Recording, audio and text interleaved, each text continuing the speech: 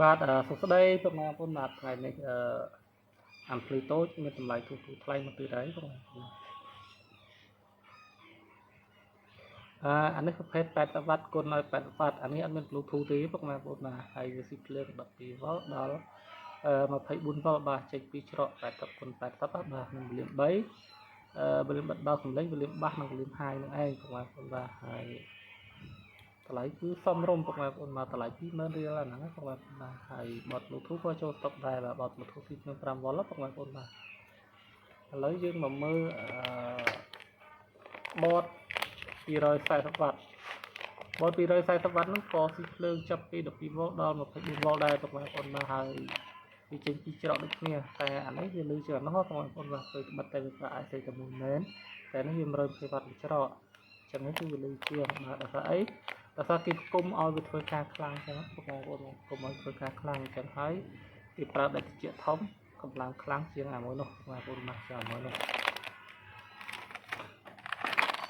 ប្រភេទ Class D 500វ៉ាត់យើងទៅចូលស្តុកដែរបងប្អូនបានអានេះជាប្រភេទវ៉ុលខ្ពស់បាទជាប្រភេទវ៉ុលខ្ពស់ហើយ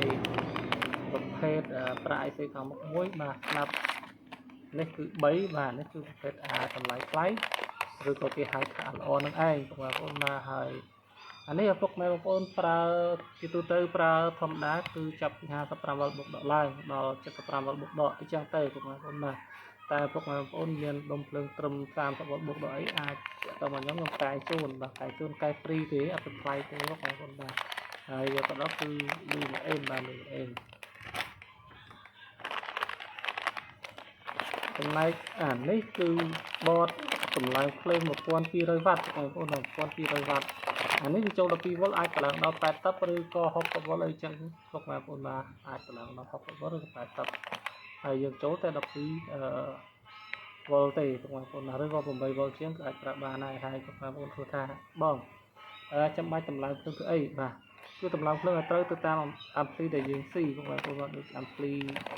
នេះអីជាដើមបងប្អូនឥឡូវឧទាហរណ៍ថាអាំភ្លីប្រភេទនេះបាទ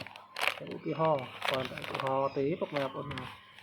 អាំភ្លីប្រភេទនេះវាស៊ីភ្លើងចាប់ពី12វ៉ុលរហូតដល់24វ៉ុលហើយសួរថាសម្រាប់ការទប់កង់12វ៉ុលនិង24វ៉ុលមួយណាលឺល្អជាងអុកណែនជាងបាទគឺ24វ៉ុលនឹងឯងបងប្អូនបាទចឹងហើយការប្រើប្រាស់អាំភ្លីទាមទារបងប្អូនប្រើវ៉ុល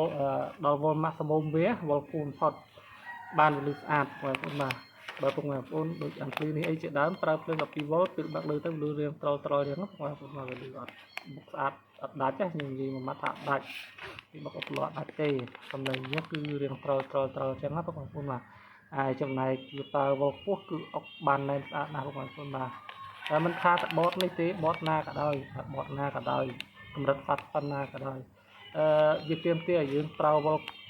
ខ្ពស់បំផុតឬក៏ប៊ីតខ្ពស់បំផុតដើម្បីអីដើម្បីបានសំឡេងមួយដែលស្អាតដែលល្អដែលអុកណែនស្អាតណាបងប្អូនបាទស្ដាប់ទៅអេមតែម្ដងបាទស្ដាប់ទៅអេមតែម្ដងហើយតម្លៃសិតតែទូថ្លៃទេបងប្អូនបាទសម្រាប់បតដូចជា20000ជាងបាទបត20000ជាងគឺលក់បានហើយជូនបងប្អូនហើយសម្រាប់